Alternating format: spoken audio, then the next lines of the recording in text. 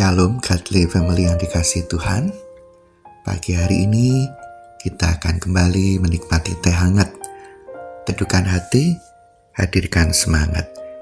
Firman Tuhan diambil dari Kisah Para Rasul pasal 15 ayat 37-39. Demikian firman Tuhan. Barnabas ingin membawa juga Yohanes yang disebut Markus. Tetapi Paulus dengan tegas berkata bahwa tidak baik membawa serta orang yang telah meninggalkan mereka di Pamfilia dan tidak mau turut bekerja bersama-sama dengan mereka. Hal itu menimbulkan perselisihan yang tajam sehingga mereka berpisah.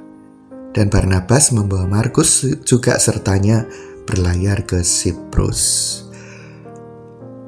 Sampai sedemikian jauh pembacaan firman Tuhan, diberkati setiap kita yang hidup di dalamnya. Godly Family, jika kita mencari nama Markus, maka kita akan menemukan ada 8 kali nama Markus disebut. Mungkin kita jarang membahas tokoh yang bernama Markus, tetapi kita tahu bahwa Markus dipakai oleh Tuhan untuk menuliskan Injil. Bahkan menurut tradisi gereja, Injil Markus adalah Injil yang pertama kali ditulis. Berdasarkan apa yang diberitakan oleh Rasul Petrus, itulah yang dicatat oleh Markus, sang penginjil. Dalam kisah yang kita baca tadi, kita menemukan terjadi perselisihan antara Paulus dan Barnabas, di mana mereka berselisih karena dalam rencana untuk kembali pelayanan keliling mengunjungi orang-orang yang pernah dilayani, Barnabas ingin mengajak keponakannya yaitu Markus.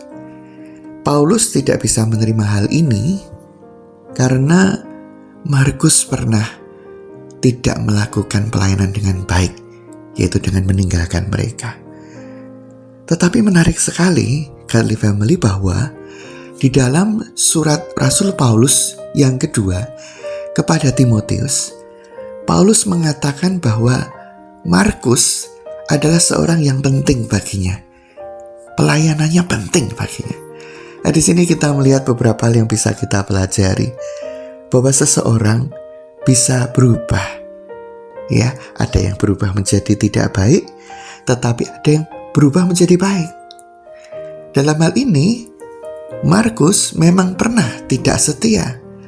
Tetapi ketika Barnabas mau menerima dia, membimbing dia, mengarahkan dia, kita tidak tahu berapa lama, tetapi pada akhirnya Markus boleh kembali memperbaiki cara hidupnya, cara melayaninya.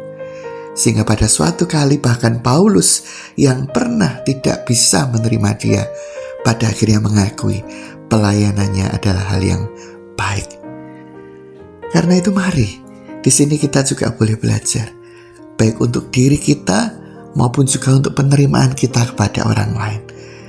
Jika diri kita saat ini menyadari pelayanan kita kurang baik, mari kita boleh kembali memperbaiki cara kita melayani. Tetapi ketika kita melihat ada orang-orang di sekitar kita yang mungkin mereka juga kurang baik cara mereka melayani, mari kita belajar untuk memberi kesempatan agar mereka mau belajar memperbaiki cara mereka melayani, sehingga sebagaimana Tuhan mau menerima orang-orang yang mau belajar untuk melayani, kita pun dapat dipakai Tuhan untuk membimbing orang-orang di sekitar kita sehingga mereka boleh semakin baik lagi di dalam melayani Tuhan. Kiranya renungan singkat ini boleh menjadi suatu penyemangat bagi kita untuk semangat melayani Tuhan bersama dengan orang-orang yang Tuhan tempatkan di sekitar kita. Amin. Mari kita berdoa. Bapa di surga, kami bersyukur ketika pagi hari ini kami diingatkan bahwa kami tidak melayani sendiri, Ada orang-orang yang Tuhan tempatkan di sekitar kami dengan berbagai kelebihan dan kelemahan masing-masing. Oleh sebab itu kami rindu untuk belajar menerima orang di sekitar kami bersama untuk melayani dan memberikan yang terbaik untuk Tuhan. Di dalam nama Tuhan Yesus kami berdoa. Amin.